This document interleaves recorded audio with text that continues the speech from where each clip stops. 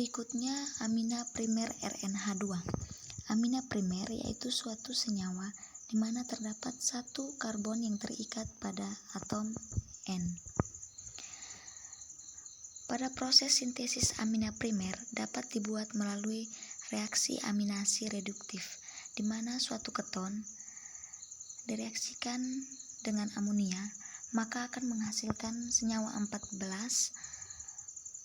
atau suatu imina yang tidak tersubstitusi.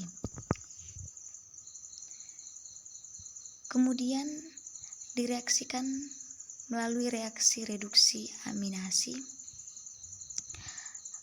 maka akan menghasilkan suatu amina yang bercabang. Sintesis amina primer tidak dapat disintesis melalui reduksi amida, tetapi dengan reaksi lainnya. Berikutnya untuk amina yang tidak bercabang, yaitu senyawa 16. Ketika RBR direaksikan dengan KCN, maka akan menghasilkan RCN.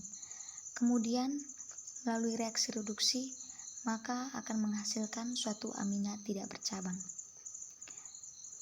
Lalu ARNH2 dikatalis menggunakan asam, maka akan menghasilkan suatu aril sianida.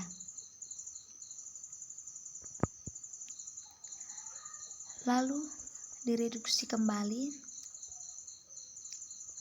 maka akan menghasilkan suatu turunan amida karena ion sianida bereaksi dengan bensil halida.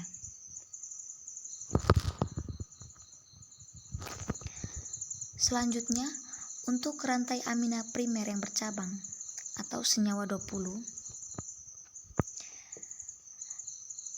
dimulai dengan suatu keton direduksi, maka akan menghasilkan suatu senyawa oksim yang merupakan zat antara yang baik karena mudah dibuat dari keton dan melalui reaksi reduksi dapat memutuskan ikatan NO yang lemah dan juga mereduksi ikatan CN. Nah, berikutnya kita lihat sintesis fenfluramina atau senyawa 21. Fenfluramina adalah obat yang bereaksi pada sistem saraf. Pada tahap analisis, fenfluramina akan di IGF dan akan terjadi proses diskoneksi antara gugus etil dan NH dan akan menghasilkan suatu rantai amina primer yang bercabang. Kemudian akan di IGF dan melalui metode oksim akan menghasilkan suatu keton. Dan pada tahap sintesis, senyawa 23 melalui reaksi reduksi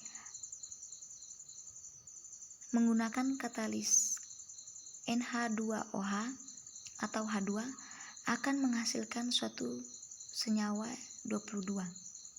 Dan kemudian melalui reaksi alkilasi akan menghasilkan material startnya yaitu senyawa fenfluramina.